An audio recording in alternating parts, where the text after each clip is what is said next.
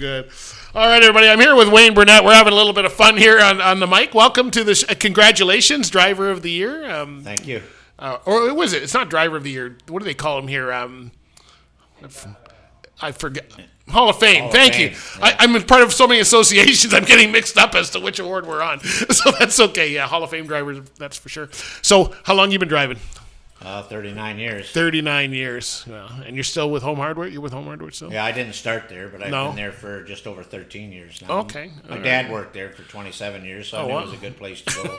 My dad actually trained Ernie when... Oh, is that right? Yeah. Yeah, I see that succession because I know a couple of your drivers who have had people working there before that were family members. And I think that's popular in a lot of private fleets. I work for Nalco, which is a chemical company out of Burlington. They're a private fleet back in the day, and that's the same thing. Half the kids were from the parents in the warehouse or whatever, right? Yeah. So it's a fun way to do it. So what did you do? What I guess you haven't been late or anything. What's the criteria for Hall of Fame drive? I should probably know that, but so how did you get awarded that? Accident-free driving. I guess they like to have a minimum of 38 years to be. Well, you could have less, but. Yeah. The criteria one, from what I understand, is 38 years of accident. So I just didn't drive long enough. I stopped at 25, so that's enough for me. And then to be involved with your community, I'm also on the accident review committee at Home Hardware. I'm on the driver committee at Home Hardware. Oh, wow. I was on the load safety committee at Home Hardware. So you don't got time to drive being on all those committees.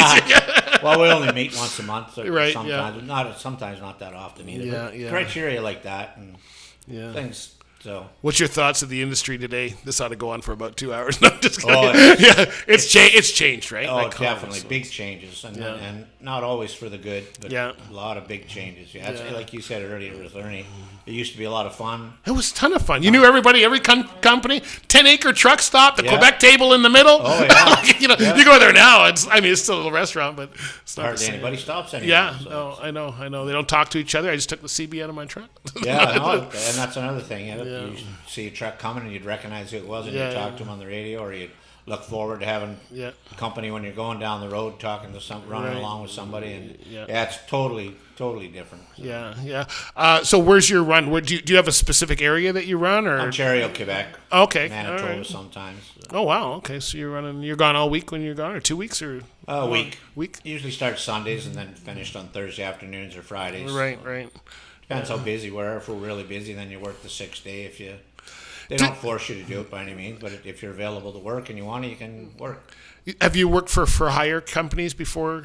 No. Home Hardware? So you've always worked for private companies? Private company, yes, sir. Wow, there's a career thing. So you know the difference when you've worked for hire and private. I've worked for both. I've worked for a couple private companies. Yeah. I definitely I call it executive trucking. Meals paid.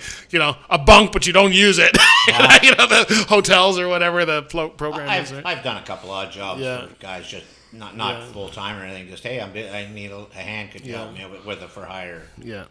So what kind of criteria is Home Hardware looking for?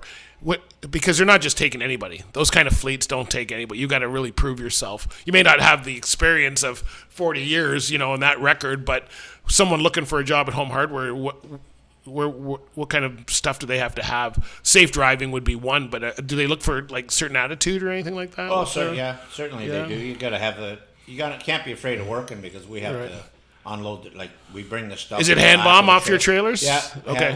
It used to be all on the floor, and then they've skidded a lot of it now, which is much nicer. Yeah. Yeah, you have to bring it to the back of the trailer, so you can't be afraid of getting your hands dirty and doing some work. And they want just a good attitude, and they don't want someone that's doesn't have has a bad record.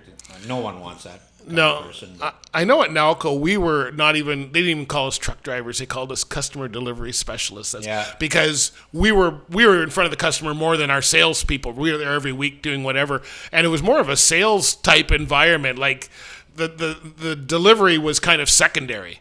We need you to be nice to the customer. We need you to be safe, that kind of stuff. Is it that type of atmosphere? It is, because the store owners are actually the owners of Home Hardware. They own. Oh, okay. It's not just Home Hardware. It's the store owners are the owners of the. Oh, I see. Okay. So when you go to the store and make the delivery, you're delivering to your boss. Oh, that puts some pressure on, right? But The stores are all good. They're all Yeah, really good. To yeah, deal with. yeah. They help you unload and all of that kind of stuff. Oh and, yeah, definitely. okay. If you have you need a hand, they're more than willing to jump up in the truck. And So, some of the stores I've seen are in some pretty tight spots. I know I see you guys. I live at I'm in Burlington, right at Plains Road and Wardown Road. There's a store right there. Yeah. And I'm at that gym, and I can watch you guys backing in off the road many times. The same time in the morning you guys are getting there. And that's a pretty tight location. There's a Tim Hortons in there and a bunch of other stores. That's got to be brutal to get in. Working at Home Hardware definitely helps out when you go into the rodeos, because we do get into some pretty tight situations. Okay. When you go into the rodeo, you've been practicing every day doing your job, so it helps out at the rodeo for sure. Do you have to hit those stores certain times, or is it kind of any time? Well, they go in a sequence. Yeah, they'll Okay. load and you start at one store and then work your way to. So usually you start at the closest store and work to the furthest one away. Right. I used to jump around because we delivered to boiler rooms, and they're open 24. And so, like, if it's downtown Toronto, 4 a.m, I'm going to be there, and hospitals. We used to do a lot of hospitals and stuff like that, where you always got into that. People leaving at 3 o'clock. You never wanted to be there when the doctors were doing their change, because it was just traffic going in and out, right? So it's good. So it sounds like, and now you're part of this. Tell us about the skills competition.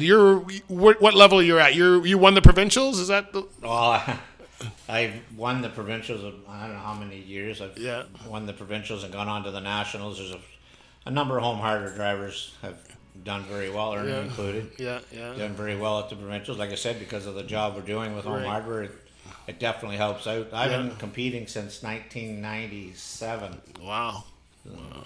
I'm not sure how many times. Home hardware is really good at. Do they actually give you guys the time to go and do that? Like, because I see you guys at Special Olympics. I see you at the skills competitions. Like, a lot of places I see home hardware, and it's not just about them being a sponsor, like having their logo. The drivers are there and interacting and stuff. Oh, yeah. They promote that so that you guys are involved that way. Sure, yeah. So they like to see you go out and represent them and represent yourself as well. Because a lot of companies say, sorry, we don't have time for you to go and do your little drive around the parking lot. We need you to go deliver or whatever, right? Yeah. Ernie's got stuff to do. He's got loads to deliver, right? So it's getting tougher, not for home hardware, but it's getting tougher for the rodeos to find sponsorship. Yeah. A lot of money's a little tighter nowadays, I guess. Yeah. No, I know Special Olympics, you guys used to have 10, 15 trucks in there at one time when I first started with them. And you still got a couple in there, but I know, everybody's doing the same thing. So it's good. Well, congratulations. Big plans? You guys going partying on the town in Niagara Falls tonight? What's going on here? No, I have to work tomorrow. Oh, you got to work tomorrow. And he might still be dispatching. Give him an early shift. That's good. Well, congratulations to both you guys. Thank you very much. And I like to see drivers being rewarded, because we never get any rewards in this industry. You could drive 40 years and nobody even knows you did a good job. So it's nice to see people being rewarded. So but congratulations. Have an accident and they're looking to. Yeah. Just takes one, right? Yeah. So that's it. Yeah. But anyway, I've had a good career. I'm glad to see you guys have a good career.